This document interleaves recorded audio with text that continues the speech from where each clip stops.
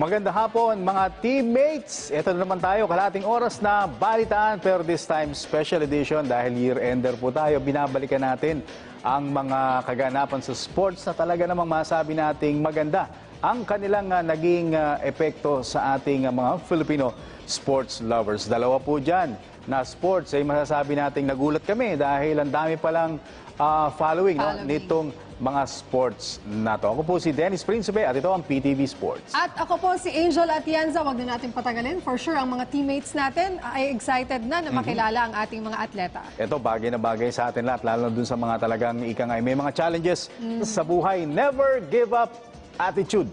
Ito ang ipinamalans ni elite Pinay fencer Maxine Esteban sa kanyang paglalakbay tungo sa record-breaking performances sa kasaysayan ng Philippine fencing. Kilalanin po natin siya. Fencing is intense.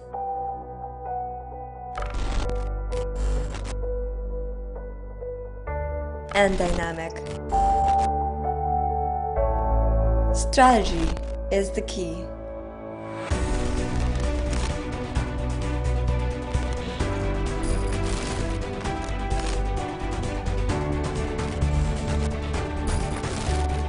Kailangan ng tapang ng loob at tiwala sa sarili.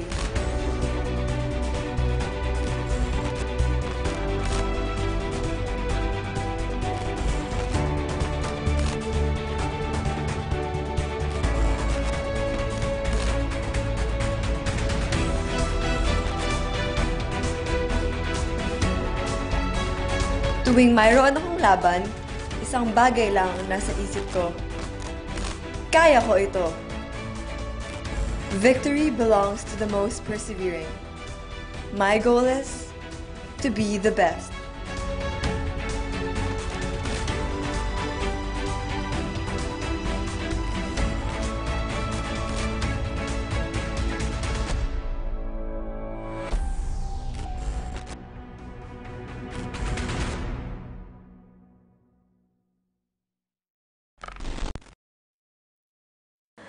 Maxine Esteban is a loving and obedient daughter, a selfless sister, and a selfless friend, and a helpful teammate.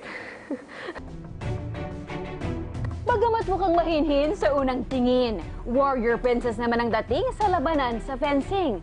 Paano nga ba nagsimula sa fencing si Maxine? So nagsimula ako nung 11 years old ako, and I started fencing because the ice skating rink in Mega Mall closed. So I had to switch to another sport, and then I didn't really know what sport to choose. So I tried a lot of sports after, and parang fencing was the only one I was interested in. An elite athlete, Maxine, despite negativity and discouragement, was above and conquered. And now, she is ranked #1 in the country. I think I just used these bad comments about me as a motivation. Sometimes when I fence, it gets in my head that, oh, I'm gonna lose because a lot of people say I'm gonna lose. But at the end of the day, I just think to myself that I need to prove them wrong, and I'm just gonna do my best. And whatever my best is, whatever I reach, then I think that at the end of the day, my parents will be proud of me, and that's what matters. Siyempre, we're very proud of her na nahabol niya yung mga fencers. Kasi when she started, as I said, 1 lang yung nakukuha niya.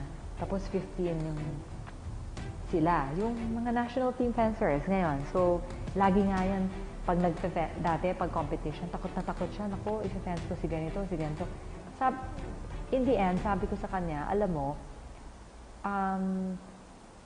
hindi ka pwedeng matakot all the time. Kung nasaang pool ka, kapool mo yung pinakamagaling.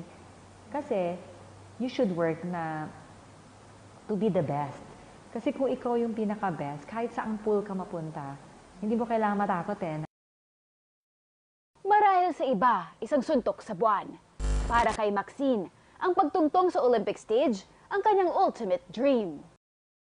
Like what I said a while ago, I've always wanted the Olympic gold medal, and for like a lot of people know me as a fighter, so I wouldn't stop despite all the sacrifices or anything, just to get that Olympic gold medal. So kahit sobrang daming sacrifices, sobrang daming kailangan i-miss sa school, or sobrang daming kailangan time i-sacrifice with my family, I would do it just for my dream.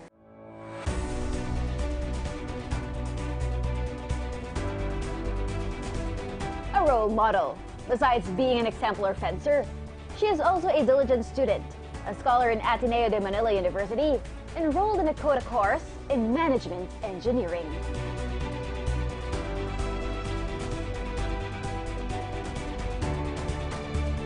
I think that you should just because I treat fencing as something that I really enjoy. Like, I enjoy fencing, so it's not really a burden for me. So whenever I go to training, I just enjoy it, and like the community in fencing is really my family. So it's a very healthy community for me.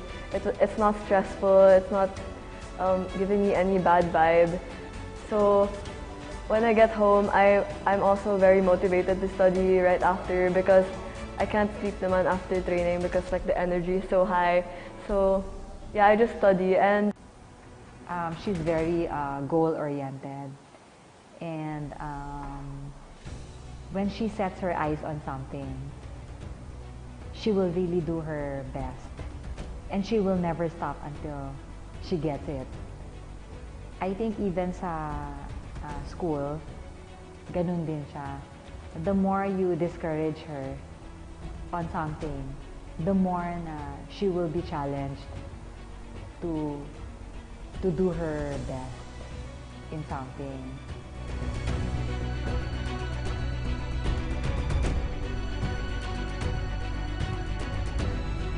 Huling nagkaroon ng championship win ng Ateneo sa larangan ng fencing noong UAAP Season 69.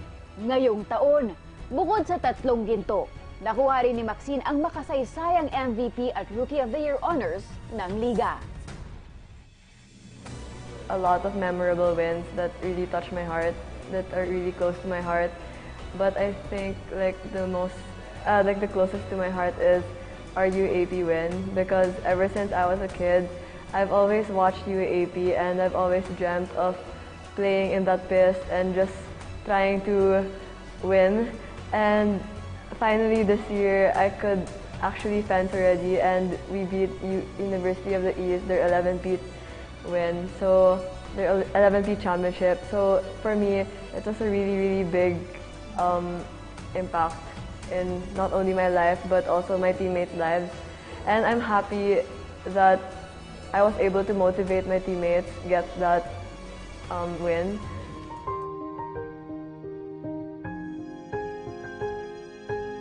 But despite all her awards and recognition, there was a point in her life where she thought it was the end of her career. There was one time where I wanted to quit, pero it wasn't because of the people around me or because I was tired, but it was because I had an injury in my right hand. So I fell, tapos I broke 6 pairs of tendons and 2 nerves. And then I couldn't move my hand at all, like it was just like this. And then, so I felt like quitting, and every day I would cry because I couldn't even take a bath by myself. Like my mom has to help me shower, and parang for me, I felt so weak na parang, oh, I can't even take a bath by myself. How am I even gonna fence?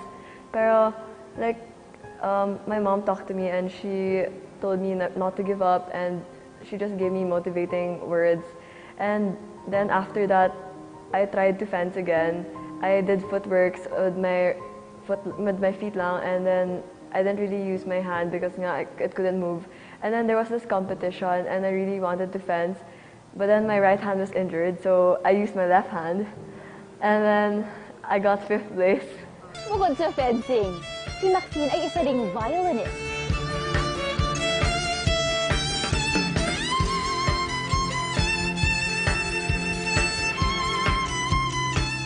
Like many athletes, Maxine has a lucky charm. Ito ang nagbibigay sa kanya ng lakas ng loob at swerte. I wear this necklace every time I fence. It was given to me by my best friend, and I wear it every time I fence, and I think that it gives me luck.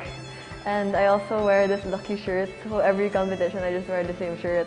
And like the fences probably think I don't take a bath, but it's just a lucky shirt. Sa bawat tagumpay o pighati, sa bawat ngiti o pag-iyak, ang pamilya ni Maxine ay laging nakaagapay. Whatever yung achievements na na-achieve niya, we are already very proud of her. Everything that she will achieve henceforth is already a bonus for us. And yung mga future na winnings or future pa na achievement, no, it's not what really matters for us. What matters for us is along the way, all the values and all the principles na malalearn niya along the way. Yung character forming, that's more important for us. Drive, discipline, commitment, emotional maturity. A true winner. Maxine Esteban.